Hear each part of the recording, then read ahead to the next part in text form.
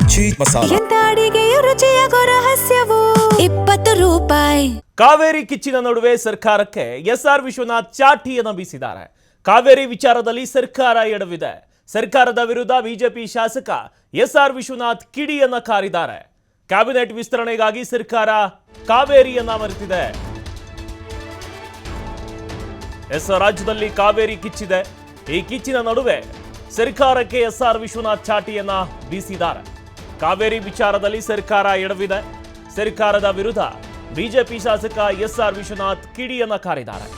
Cabinet ವಿಸ್ತರಣೆಗಾಗಿ ಸರ್ಕಾರ ಕಾವೇರಿಯನ್ನ ಮರೆತಿದೆ.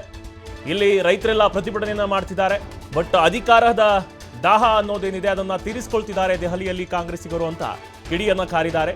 ಇಲ್ಲಿ ಬೆಂಕಿ ಹತ್ತಿ ಉರಿತಾ ಇದೆ. ಅವರು ದೆಹಲಿಯಲ್ಲಿದ್ದಾರೆ.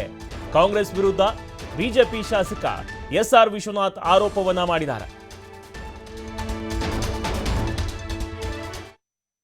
ಕೊಳ್ಳದಲ್ಲಿ ನೀರಿಲ್ಲದೆ ಇವತ್ತು ಕುಡಿಯೋಕ್ಕೂ ಕೂಡ ಬೆಂಗಳೂರಿಗೆ ನೀರು ತತ್ವಾರ ಮತ್ತು ರೈತರ ಬೆಳೆದ ಬೆಳೆ ಕೂಡ ಕೈಗೆ ಬರದೇ ಇರತಕ್ಕಂಥ ಪರಿಸ್ಥಿತಿಯಲ್ಲಿ ಇವತ್ತು ಸರಿಯಾದ ರೀತಿಯಲ್ಲಿ ಸರ್ಕಾರ ಈ ಕಾವೇರಿ ಸಂಬಂಧಪಟ್ಟಾಗೆ ಯಾವುದೇ ರೀತಿಯಾದಂಥ ಕ್ರಮವನ್ನು ತಗೊಳ್ಳದೆ ಉಪೇಕ್ಷೆ ಮಾಡಿರೋದ್ರಿಂದ ಇವತ್ತು ಪ್ರಾಧಿಕಾರ ತಮಿಳುನಾಡಿಗೆ ನೀರನ್ನು ಕೊಡಬೇಕು ಅಂತಕ್ಕಂಥ ಆದೇಶವನ್ನು ಮಾಡಿದ್ದಾರೆ.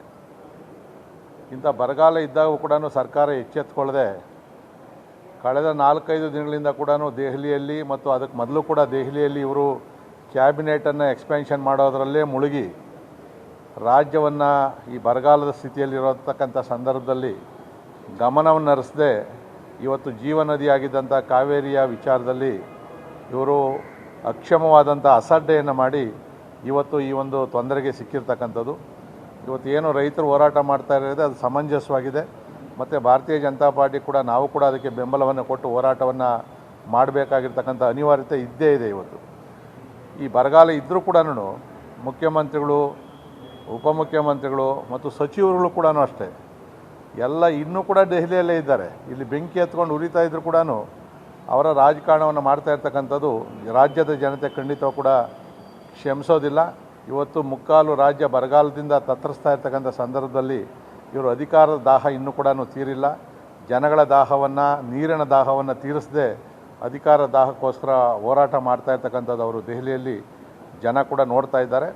ಬಹುಶಃ ಇವತ್ತೇನು ಕಾವೇರಿ ಪ್ರಾಧಿಕಾರದ ಮೇಲುಸ್ತುವಾರಿ ಇವತ್ತೇನು ಒಂದು 2:30 ಗಂಟೆಗೆ ಒಂದು ಸಭೆಯನ್ನು ಕರೆದಿದ್ದಾರೆ. ಏನಾಗ್ತದೆ ಅಂತ ಗೊತ್ತಿಲ್ಲ. ಅದು ತೀರ್ಮಾನ ಏನೇ ಇದ್ದರೂ ಕೂಡ ಸರ್ಕಾರದ ಅಸಡ್ಡೆ ಎದ್ದು ಕಾಣಿಸ್ತಾ ಇದೆ. ಕಾವೇರಿ